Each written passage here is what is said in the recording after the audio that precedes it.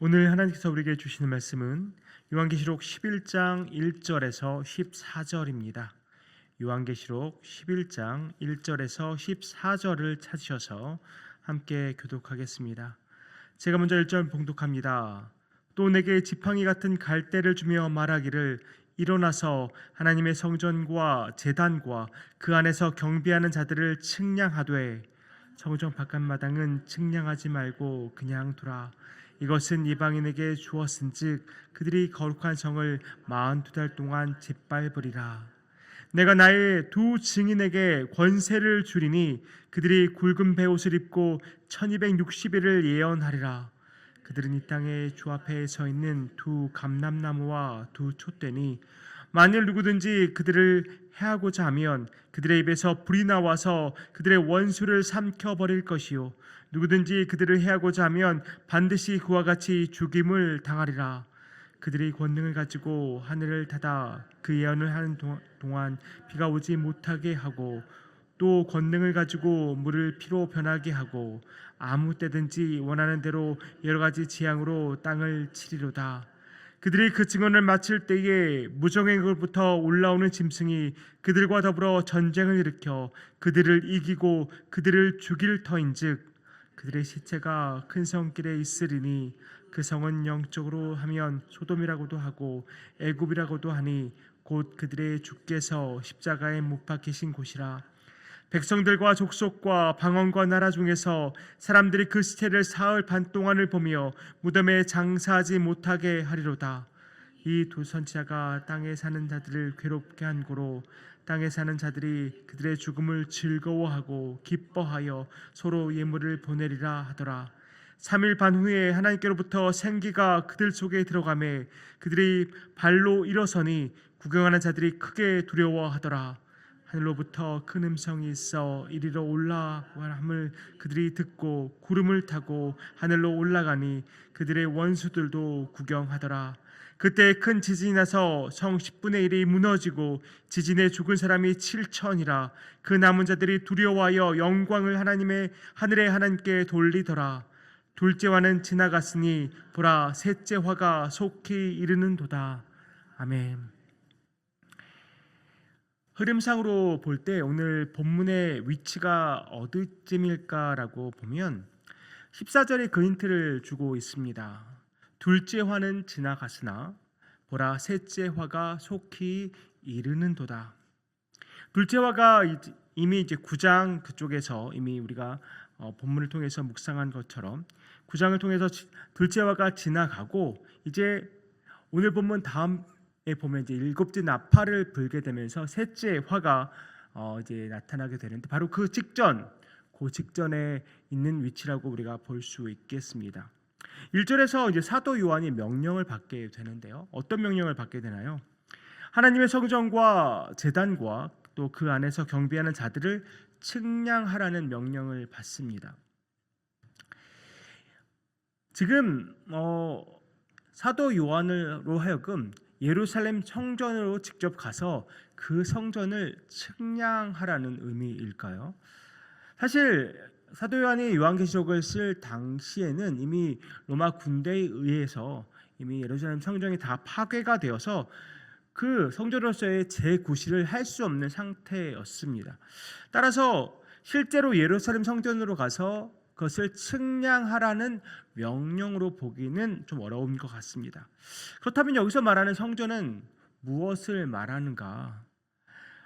고린도전 3장 16절을 보면 이렇게 말씀합니다. 너희는 너희가 하나님의 성전인 것과 하나님의 성령이 너희 안에 계시는 것을 알지 못하느냐? 이 말씀을 우리가 붙잡고 생각해 본다면 바로 예수님을 믿고 성령 하나님을 모시고 사는 모든 믿는 자들, 다시 말해서 교회를 가리킨다고 볼 수 있습니다. 그래서 지금 여기서 말하는 성전은 건물을 말하는 것이 아니라 주님을 모시고 사는 모든 자들을 가리킨 것입니다. 그러면 이 믿는 자들을 이 교회를 측량하라는 이 명령의 의미는 또한 무엇일까요? 이것은 구약 선지서의 말씀들과 연결해서 우리가 생각해 볼 수 있습니다. 에스겔서 40장에서 42장 그리고 스가랴 2장을 보면 측량과 관련하여 공통적으로 하는 예언들이 있습니다. 그것은 하나님께서 함께 하시겠다는 약속, 그리고 하나님의 백성을 보호하시겠다는 약속의 말씀들이 이 선지서들에 나와 있습니다. 결국 하나님께서 자기 백성을 소유로 삼으시고 내가 소유로 삼은 그 백성을 내가 보호하겠다는 그 약속의 말씀이 있는 것이죠. 이것은 우리가 이미 전에 보았던 우리 계시록 7장에 나온 하나님께서 믿는 자들에게 인치시는 그 것과 같은 의미라고, 같은 맥락이라고 볼 수 있겠습니다. 다시 한번 하나님이 이 말씀을 통해서 너는 내 것이다, 하나님을 믿는, 예수 그리스도를 믿고 구원받은 그 백성들에게, 하나님의 자녀들에게 다시 한번 약속해 주시는 겁니다. 너는 내 것이다, 내가 너를 보호하겠다, 내가 너를 지키고 끝까지 인도하겠다라는 약속을 다시 한번 주고 계신 것입니다. 그런데 2절을 보니까 성전 바깥마당은 측량하지 말고 그냥 두라, 이것은 이방인에게 주었은즉 그들이 거룩한 성을 42달 동안 짓밟으리라 라고 말씀합니다. 이것에 관해 학자들은 교회 성전 바깥마당을 측량하지 말라는 이 의미, 또 뒤에 이방인에게 주어졌은즉 그 거룩한 성을 42달 동안 짓밟으리라는 이 의미를, 이 교회가, 우리 믿는 자들이 세상의 그런 핍박에 노출되어 있다라는 것으로 해석을 합니다. 정리해 보면 하나님께서 믿는 자들을 분명 자기 소유로 삼으시고 보호하겠다는 약속은 분명합니다. 하지만 동시에 이 교회는, 우리 믿는 자들은 세상의 핍박과 환난에 노출되어서 살아가게 된다는 것도 또한 분명하다는 것입니다. 얼마 동안 그러한 일이 있게 될까요? 42달 동안 그런 일이 있다고 말합니다.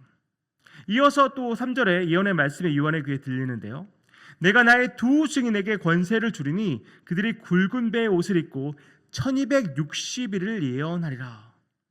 또 이 두 증인은 또한 누구를 가리키는 것일까요?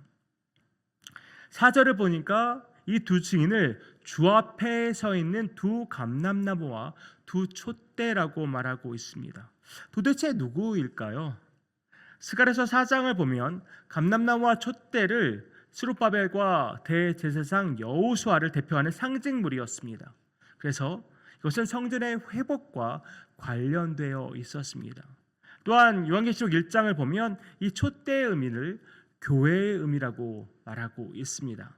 그래서 오늘 본문에서도 동일하게 이 두 증인 역시 바로 교회인 것입니다. 다시 말하면 우리인 것입니다. 오늘 본문은 이 교회가, 우리가 감당해야 할 역할, 감당해야 할 사명에 관해서 말씀하고 있는 것입니다. 그 두 증인이 지금 무엇을 하고 있습니까? 굵은 베옷을 입고 1260일 동안 예언하는 것입니다. 굵은 배를 언제 입을까요? 슬픔을 애도하거나 회개할 때 입습니다. 따라서 이 두 증인의 역할은 이 세상에 회개를 선포하는 것입니다. 장차 닥칠 그 심판을 경고하면서 세상을 향해서 회개를 선포하는 일을 이 두 증인이 맡게 된 것이죠. 얼마 동안 그렇게 합니까? 1260일 동안 그 일을 감당해야만 한 것입니다. 1260일은 2절에서 말한 핍박받는 기간 42달과 동일한 기간입니다. 또 9절과 11절에 나타난 사흘 반, 또 3일 반, 사흘 반, 3일 반 날짜 같지만 이것은 3년 반을 가리킵니다. 이렇게 동일하게 1260일, 42달, 3년 반은 다 동일한 기간입니다. 이 기간들이 말하는 것은 도대체 무엇일까요? 이건 역시 요한계시록에 상징적인 것들이 많기 때문에 그냥 문자 그대로 1260일, 42달, 3년 반의 시간을 곧이곧대로 우리가 해석할 수는 없습니다. 이것은 예수님께서 초림하셔서 재림하실 때의 모든 기간을 가리킨다고 볼 수 있습니다. 예수님의 재림이 사실 우리는 언제인지 아무도 알 수 없습니다. 하지만 예수님은 반드시 다시 오십니다. 따라서 이 기간의 끝이 반드시 있다는 것입니다. 그것이 언제인지는 아무도 알 수 없지만 이 기간의 끝은 반드시 있습니다. 왜냐하면 예수님이 반드시 다시 오실 것이기 때문입니다. 여기까지 말씀을 다 종합해 보면 하나님의 교회는 예수님이 다시 오시는 그날까지 세상에서 핍박과 환난을 당하지만 하나님의 소유이기 때문에 하나님께서 보호하시고 지키신다는 것입니다. 그 기간 동안 환난과 핍박을 당하는 삶을 우리가 살아가지만 그 기간 동안 예수님이 다시 오시는 그 기간 동안 우리 믿는 자들, 우리 교회가 해야 할 일은 세상을 향해서 회개를 선포하고 복음을 선포하는 것이라는 겁니다. 저와 여러분도 세상을 향해서 회개의 복음을 지금 선포하고 계십니까? 옛 믿음의 선조들은 목숨을 내놓으면서도 순교를 하면서 그 복음을 전했습니다. 하지만 오늘을 살아가는 우리는 사실 이것저것 눈치도 보게 되고 여러 가지 상황도 살피게 되고 또 그 사람의 마음도 살피게 되면서 사실 때때로 복음의 복자도 입에서 내지 못할 때도 많지 않나 싶습니다.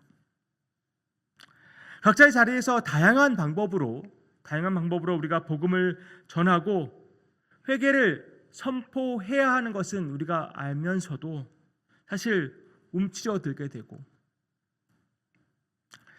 때로는 주저하게 되고 차일피일 시간을 미루게 되는 우리의 모습들을 종종 보게 됩니다. 현재의 우리의 상황은 이 계시록이 쓰여질 당시의 상황과 같지는 않습니다. 당시에는 정말 목숨을 내놓고 예수를 믿어야 했고 목숨을 내놓고 예수를 전해야 했습니다.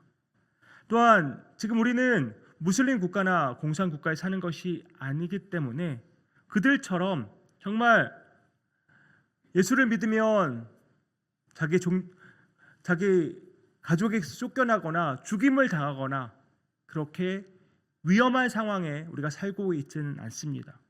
그들에 비하면 우리는 정말 많은 자유를 누리면서 정말 평화롭게 예수를 믿을 수 있고 또한 상대적으로 예수를 그렇게 자유롭게 전할 수 있는 상황 가운데 살아가고 있습니다. 물론 예전과 같지는 않습니다. 어떤 면에서는 정말 예전만큼 우리가 복음을 자유롭게 전할 수 있는 상황이 아니게 된 것은 또 맞는 이야기입니다. 하지만 우리가 용기를 가지면 지혜롭게 복음을 전할 수 있는 것입니다. 4절 이하의 말씀을 보니까 회개의 복음을 선포할 수 있는 권능이 바로 우리에게 있습니다. 회개의 복음을 선포할 수 있는 권능이 하나님께서 우리에게 주어 주셨습니다. 하지만 이것도 확실하지만 세상은 우리를 가만 놔두지 않을 거라는 것도 분명한 이야기입니다. 점점 믿는 자로 살아가는 것이 쉽지 않아질 것입니다. 복음 때문에 핍박을 받고 환난을 당하게 될 것입니다. 심지어 7절을 보면 증언을 다 마칠 때 무적행으로부터 올라오는 짐승이 두 주인, 다시 말해 교회와 더불어서 전쟁을 하고 그들을 죽일 것이라고 말합니다. 그리고 세상은 그들이 죽은 것을 아주 축하하면서 승리했다고 자축을 하겠지만 이렇게 이 두 증인, 교회가 이렇게 망하는 것 같지만 이것이 끝은 아닙니다. 11절에 뭐라고 말씀합니까? 3일 반 후에 하나님께로부터 생기가 그들 속에 들어가매 그들이 발로 일어서니 구경하는 자들이 크게 두려워하더라. 우리 믿는 자들은 다시 예수와 함께 부활할 것입니다. 물론 모든 자들이 부활하겠죠. 하지만 우리는 예수와 함께 영광스러운 부활을 하게 될 것입니다. 그뿐만 아닙니다. 12절에 뭐라고 말씀합니까? 하늘로부터 큰 음성이 있어 이리로 올라오라 함을 그들이 듣고 구름을 타고 하늘로 올라가니 그들의 원수들도 구경하더라. 예수와 함께 하늘로 올라가는 것을 원수들이 보게 될 거라고 말합니다. 최종 승리는 우리 믿는 자들에게 있습니다. 우리 교회에게 있습니다. 우리의 끝은 우리가 고대하고 바라는 예수 그리스도와 함께 영화로운 삶을 영원토록 사는 것입니다.